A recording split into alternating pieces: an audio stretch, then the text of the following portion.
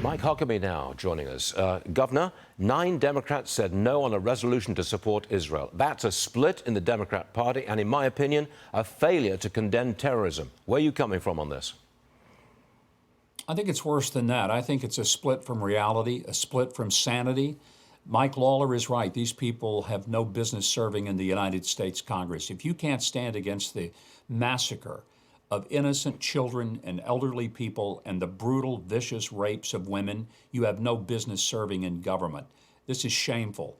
And this is a time when we're not talking about some nuance of political thought. We're talking about good versus evil. And what Hamas did, I had a conversation yesterday with a friend of mine in Israel. He heads up an emergency services organization of 7,000 people. They were the first people going into some of those kibbutzim. They got there before the military. What he described that he personally saw and his people saw is so horrific that anyone who can excuse it, that can somehow condone it, or even look the other way, is absolutely a part of the savagery. Governor, President Biden is pushing for a 2-state solution once the war in Israel is over. Watch this, please.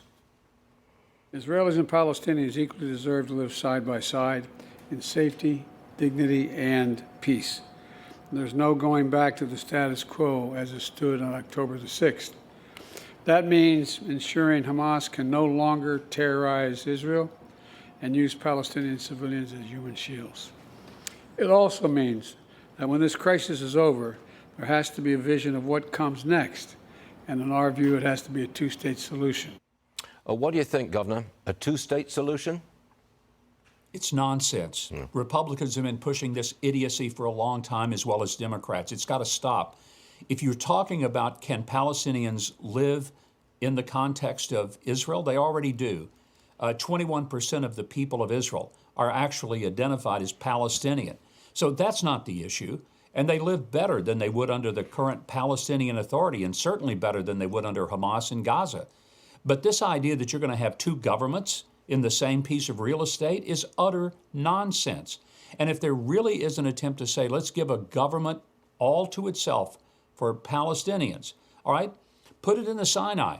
Let it be somewhere, but not in the homeland of the Jewish people who have a 3,500-year claim on this little sliver of land, which is, by the way, 1/644th the land size that is controlled by Arab nations. So if there is this just desire to see another state, since the Arab nations have 644 times the real estate, let them slice off a piece of it and create that state. Indeed. Agreed entirely.